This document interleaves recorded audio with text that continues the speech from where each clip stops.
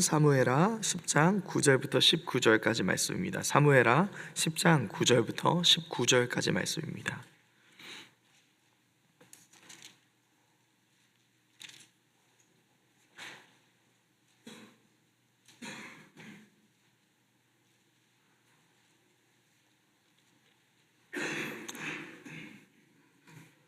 우리 다 찾으신 줄 알고 한 절씩 교독하도록 하겠습니다. 요압이 자기와 맞서 앞뒤에 친 적진을 보고 이스라엘의 선발한 자 중에서 또 엄선하여 아람 사람과 싸우려고 진치고 그 백성의 남은 자를 그 아우 아비새의 수하에 맡겨 암몬 사람과 싸우려고 진치게 하고 이르되 만일 아람 사람이 나보다 강하면 내가 나를 돕고 만일 암몬 자손이 너보다 강하면 내가 가서 너를 도우리라. 너는 감대하라. 우리가 우리 백성과 우리의 하나님의 성읍들을 위하여 여호와께서 선히 여기시는 대로 행하시기를 원하노라 하고 요압이 그와 함께한 백성이 아람 사람을 대항하여 싸우려고 나아가니 그들이 그 앞에서 도망하고 암몬 자손은 아람 사람이 도망을 보고 그들도 아비새 앞에서 도망하여 성읍으로 들어간지라. 요압이 암몬 자손을 떠나 예루살렘으로 돌아가니라. 아람 사람이 자기가 이스라엘 앞에서 팽하였음을 보고 다 모임에 하다네셀이 사람을 보내 강 건너쪽에 있는 아람 사람을 불러내매 그들이 헬람에 이르니 하다셀의 군사령관 소박이 그들을 거느린지라.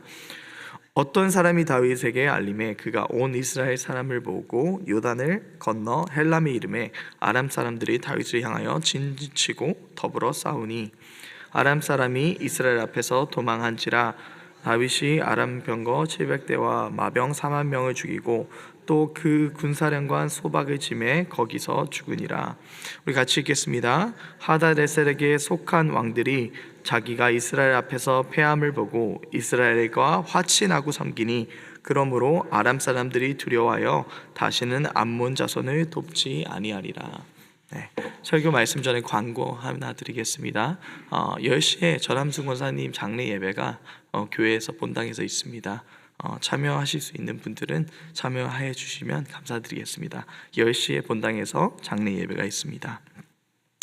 오늘 제가 여러분들과 함께 나눌 말씀의 제목은 여호와께서 선히 여기시는 대로입니다. 여호와께서 선히 여기시는 대로. 저는 어렸을 때부터 그 선교사님들의 책들을 많이 읽어왔습니다. 왜 그 분들을 이렇게 동경하고 좋아하게 됐냐면은 제가 생각했을 때 어린 나이에 맡겨드릴 수 없는 상황, 막 재정이 떨어지고 어려운 일들이 생기고 내가 아무리 봐도 길이 없어 보이는 그 상황에서 선교사님들의 고백이 모두 다 동일하게 하나님께 들으시더라고요. 하나님, 나는 할 수 없습니다. 그러나 하나님께 맡겨드립니다 했을 때 하나님이 기적처럼 역사하시는 그런 간증과 내용들을 봤을 때 와, 하나님이 진짜 살아계시는구나, 너무 대단하시다. 근데 나도 그런 사람이 될 수 있을까? 그런 생각을 하면서 그 서적들을 재밌게 읽었던 것 같아요. 근데 제가 나이를 들고 이제 삶을 살아가면서 느끼는 것이 우리에게도 그런 막힌 순간들이 찾아온다는 것입니다. 내 힘으로 감당할 수 없는 순간들이 우리의 삶 가운데 찾아와요. 근데 오늘 말씀을 보면요, 요압한테도 이스라엘에게도 동일한 문제가 오늘 발생하고 있고 경험되고 있어요. 요압이 바로 그런 자리에 오늘 등장하는 인물입니다. 요압은 누구였죠? 이스라엘 군대 장관이었어요. 그리고 다윗의 조카였습니다. 아무리 조카였지만 딱지치기로 그 자리를 따지는 않았을 거잖아요, 그죠? 능력이 있었겠죠. 지휘할 수 있는 카리스마도 있었겠죠. 전략적으로 뛰어나고 결단력도 있는 사람이었을 거예요. 그런데 우리가 진짜 중요하게 봐야 되는 사실 중에 하나는 요압을 신앙의 사람으로 보기는 적합하진 않은 것 같아요. 어떻게 보면은 개인적인 복수로 사람을 죽이기도 하고 다윗의 뜻을 거슬러 행하기도 하는, 앞서 행하기도 하는 자기 뜻이 강한 사람이었어요. 그런데 그 요압이 본문 9절 말씀 보면요, 가장 불리한 자리에 서고 있습니다. 앞에는 아람 군대가, 뒤에는 암몬 군대가, 물러설 곳이 없는, 한쪽만 상대할 수도 없는 그런 상황, 불리한 상황을 맞이하고 있습니다. 우리 목사님께서 사자성어를 많이 좋아하시는데 진퇴양난의 상황에 있는 그런 상황에 몰려 있습니다. 전략을 세울 수 있지만 승리를 장담할 수 없는 그런 자리. 그런데 정말 놀라운 것은 요압의 입술에서 이러한 고백이 나옵니다. 너는 힘을 내라. 우리가 우리 백성과 우리 하나님의 성읍들을 위하여 힘을 내자. 여호와께서 선히 여기시는 대로 행하시기를 원하노라. 이 고백을 볼 때 제가 너무 놀라웠어요. 완벽한 신앙의 모델을 가진 사람의 입술에서가 아니라 투박하고 신앙도 부족해 보이는 요압의 입술에서 나온 말입니다. 반드시 이긴다고 얘기하는 말이 아니죠, 그죠? 하나님께 맡겨드린다 고백하고 있습니다. 마지막 결론을 하나님께 맡겨드려야 되는 그런 상황. 우리에게도 이런 삶의 자리가 있습니다. 이 문제를 해결하면 저 문제가 터지고 저 문제를 막으면 또 다른 걱정이 생기는 자리. 그 문제가 우리의 삶 가운데 있습니다. 근데 하나님은 그 상황 가운데서 우리에게 묻고 계십니다. 네가 끝까지 붙들고 있을 것인지 아니면 나에게 맡길 것인지. 오늘 말씀을 통해서 우리가 하나님께 드려야 되는 고백은 요압의 고백과 비슷한 것 같습니다. 하나님, 여호와께서 선히 여기시는 대로 행하여 주시옵소서. 그렇게 고백할 수 있는 우리 믿음의 성도님들 될 수 있기를 기도합니다. 그렇게 하기 위해서는 요압의 삶 가운데서 우리가 봐야 할 모습들이 있는 것 같아요. 첫 번째로는 도망하거나 피하지 않는 모습입니다. 사랑하는 성도 여러분, 요압의 고백은요, 현실을 피하는 자리에서 나오지 않았습니다. 그의 믿음의 현실을 회피한 결과가 아니라 현실을 정확하게 직면한 그 자리에서 흘러나온 고백이었습니다. 9절 말씀 보면요, 요압은 상황을 분명하게 인식합니다. 앞에는 아람 군대가, 뒤에는 암몬 군대가 있습니다. 그는 괜찮아질 거야 라는 막연한 말을 하지 않고 하나님 계시니까 문제 없겠지라고도 말하지 않습니다. 그는 현실을 보고 이러한 고백을 드리는 것입니다. 현실을 하나님 앞에 올려두는 고백. 여기서 중요한 점은요, 이 전쟁의 가운데 하나님의 부재가 없다는 것을 고백하는 것입니다. 우리는 종종 문제가 생겼을 때 이렇게 생각하지 않습니까? 왜 나한테 이런 일이 생기는 걸까? 하필 왜 지금일까? 하필 왜 나일까? 그러나 성경은요, 이렇게 얘기합니다. 하나님의 사람은 전쟁터에 서게 됩니다. 오히려 하나님의 부르심을 따라 살아갈수록 이러한 전쟁에 더 많이 서게 됩니다. 다윗의 왕국은요, 이스라엘은 평온한 시기에 강성해진 것이 아니라 항상 외교적 문제와 전쟁의 위기 속에서 강성해졌음을 볼 수 있습니다. 요압은요, 이 상황을 탓하지 않고 주어진 자리에서 책임을 다하고 있습니다. 그는 동생 아비새와 군대를 나누고 각자의 위치를 정하고 도망할 길을 찾기보다 서야 할 자리를 선택합니다. 이것이 믿음의 첫 걸음입니다. 믿음은 문제가 사라지기를 기다리는 태도가 아니라 하나님이 허락하신 자리에서 도망치지 않고 서는 태도인 줄 믿습니다. 신약의 사도 바울도 비슷한 고백을 합니다. 고린도후서 4장 8절 말씀 보면요, 우리가 사방으로 우겨쌈을 당하여도 쌓이지 아니하며 답답한 일을 당하여도 낙심하지 아니하며, 이렇게 고백합니다. 바울의 강성함도요, 문제없는 삶 가운데서 그가 강성해진 것이 아닙니다. 수많은 어려움과 힘듦 속에서 하나님을 놓치지 않는 그 모습에서 그는 강성함을 누릴 수 있었던 것입니다. 사랑하는 성도님들, 오늘 혹시 여러분의 삶이 요압의 자리처럼 느껴질 수 있습니다. 이 문제를 마주하면 저 문제가 터지고 이쪽을 맞으면 저쪽이 무너지는 자리 말입니다. 그러나 우리는 기억해야 되는 한 가지 사실이 있습니다. 우리가 그러한 문제 가운데 있다는 것이 하나님의 부재를 뜻하는 것이 아니라는 것입니다. 하나님은 전쟁이 없는 자리에서 일하시는 분이 아니라 전쟁 한가운데 그 중심에서 역사하십니다. 그 가운데서 우리를 붙드시고 세워가시는 분이심을 고백할 수 있기를 바랍니다. 두 번째는요, 하나님께 맡겨드리는 것입니다. 여러분, 요압은요, 현실을 직면한 데서 멈추지 않습니다. 그는 전술을 세우고 군대를 나누고 전쟁을 준비하고 약속하지만 오늘 본문이 단순한 전쟁의 기록이 아닌 이유는 바로 그 다음에 나오는 한 문장 때문입니다. 여호와께서 선히 여기시는 대로 행하기를 원하노라. 요압은 아무것도 하지 않고 하나님께서 하시겠지라고 말하지 않습니다. 그는 최선을 다합니다. 힘을 내라고 하고 격려하고 책임을 분명히 하며 백성과 하나님의 성읍을 위해 써야 할 이유를 제시하고 있습니다.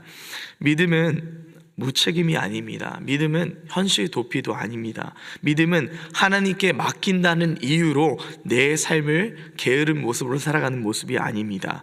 오히려 하나님께 맡겨드리기 때문에 더욱더 최선을 다하는 태도입니다. 그렇기에 믿음이 있다고 하는 우리의 그리스도인의 모습은 하나님 앞에서 더욱더 믿음의 최선과 책임을 가지고 서야 된다는 것입니다. 또한 요압은요, 결과를 장담하지 않습니다. 아까 말했듯이 반드시 이길 거야 라고 말하지 않습니다. 여호와께서 선히 여기시는 대로. 이 말이 뭡니까? 결과는 주님 하나님께 속한 것입니다. 이것이 믿음의 핵심 아닙니까? 우리는 책임을 감당하지만 결과를 통제할 수 없는 존재입니다. 우리는 순종을 선택하지만 그 결과를 하나님께 요구할 수 없는 존재입니다. 우리는 기도하지만 하나님께 결론을 강요할 수 없습니다. 성도 여러분, 이것이요, 머리로선 참 이해가 되는데 믿음으로 고백할 때는 얼마나 어려운 일입니까? 우리는 보통 둘 중에 하나로 치우칩니다. 아무것도 하지 않고 맡긴다고 고백하거나 모든 것을 통제하려고 하면서 하나님이 형식적으로 우리 삶 가운데 두는 그런 모습. 그러나 오늘 요압의 고백은요, 그 중간에 있습니다. 싸우되 맡기고 최선을 다하되 하나님의 선하심을 신뢰하는 고백을 드리고 있습니다. 마치 어떻게 보면 예수님의 고백과 비슷한 면이 있습니다. 예수님께서 겟세마네에서 동산에서 드리신 기도가 내 원대로 마옵시고 아버지의 원대로 하옵소서. 예수님은요, 그 십자가의 고난을 피하기 위해 도망치지 않으셨고 동시에 십자가의 결과를 자신의 뜻으로 밀어붙이지 않으셨습니다. 순종은 철저히 하되 그 모든 결과를 하나님의 뜻에 맡겨드리는 그 순종이 예수님의 삶 가운데 있었다는 것입니다. 사랑하는 성도 여러분, 우리의 문제도 우리의 전쟁도 마찬가지입니다. 가정의 문제, 사역의 부담, 그리고 직장의 압박 속에서 우리는 책임을 피할 수 없습니다. 그러나 동시에 우리의 모든 결과를 붙들고 있을 필요도 없습니다. 하나님은 우리가 결과를 통제하기를 원하시지 않습니다. 하나님은 우리가 하나님께 맡겨드리고 신뢰하기를 원하십니다. 여호와께서 선히 여기시는 대로, 이 한 문장이 우리의 삶의 중심의 고백이 될 때 우리는 비로소 전쟁 속에서도 역사하시는 그 하나님을 경험하게 될 것입니다. 여러분, 요압이 여호와께서 선히 여기시는 대로 고백한 이후 전쟁의 흐름이 어떻게 바뀌는지 보십시오. 14절 말씀 보면요, 아람 사람들이 이스라엘 사람들 앞에서 도망하고 암몬 자손은 성읍으로 돌아갑니다. 19절은 이 전쟁의 결론을 이렇게 정리합니다.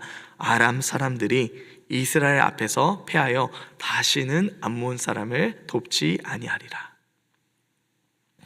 그들로 하나님 앞에 굴복하게 만드셨다는 것입니다.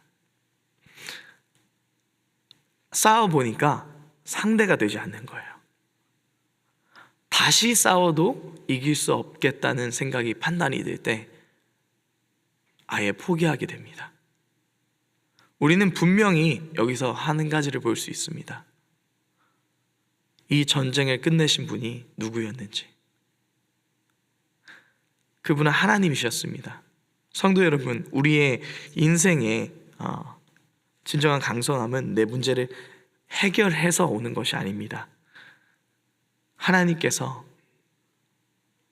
역사하시고 그 문제를 해결하실 때, 우리의 결론을 하나님께 맡겨드릴 때, 그 강성함은 내 능력의 증가가 아니라 하나님의 개입인 줄 믿습니다.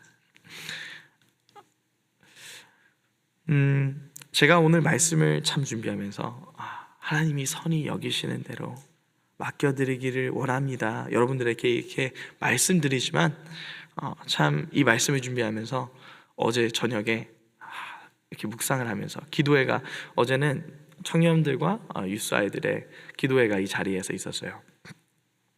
그 기도회가 끝나고 침대에 누워서 너무 피곤하다라는 생각과 함께 내일 새벽 기도는 어떻게 가지? 라는 생각을 하면서 이 말씀을 준비할 때 마음 가운데 참 부끄러웠어요.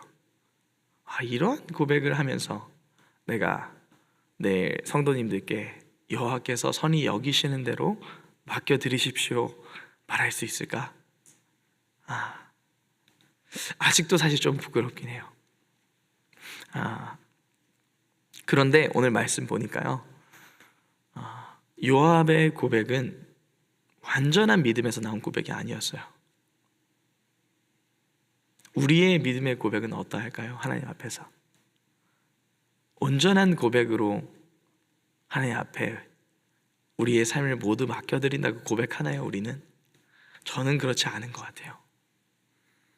근데 하나님께서 그 고백을 들어 사용하시더라고요. 여러분, 그런 하나님의 역사를 경험하지 않으셨습니까?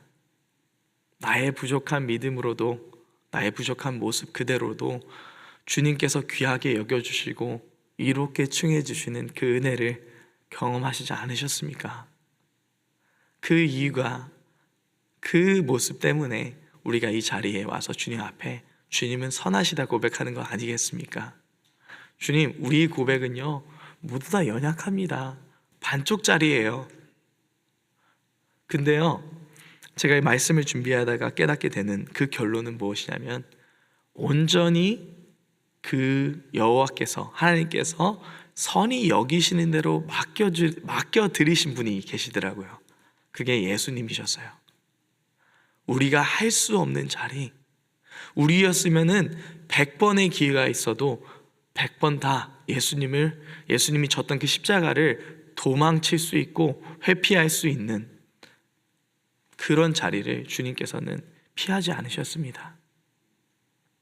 그렇기 때문에 우리의 부족한 고백을 주님께서는 의롭게 여겨주실 수 있는 것입니다. 왜냐하면 주님께서 십자가에서 우리의 죄를 지시고 다 이루셨다 말씀하셨기 때문입니다. 믿으십니까? 아멘. 그래서 우리는요, 그 예수님을 의지함으로 주님, 우리의 결론을, 우리의 미래를, 우리의 문제를 주님 앞에 맡겨드립니다 고백할 수 있으면 좋겠습니다. 능력은 하나님께 있습니다. 승리도 하나님께 있습니다. 생명도 하나님께 있습니다. 우리는 싸우되, 우리는 치열하게 삶을 살되 하나님께 맡겨드려야 합니다. 주님, 하나님께서 보시기에 가장 좋은 결론이 나기를 기도합니다. 내가 원하는 결말이 아니라, 그 해답이 아니라 하나님께서 선히 여기시는 대로 행하여 주시옵소서. 우리의 삶 가운데 그 선하심을 경험하길 원합니다. 그렇게 맡겨드릴 때 우리의 연약한 모습 가운데서 역사하시는 그 하나님의 긍휼과 은혜를 경험하게 될 줄 믿습니다. 아멘. 우리 기도하겠습니다. 첫 번째 기도로 주님 앞에 나아갑시다. 주님,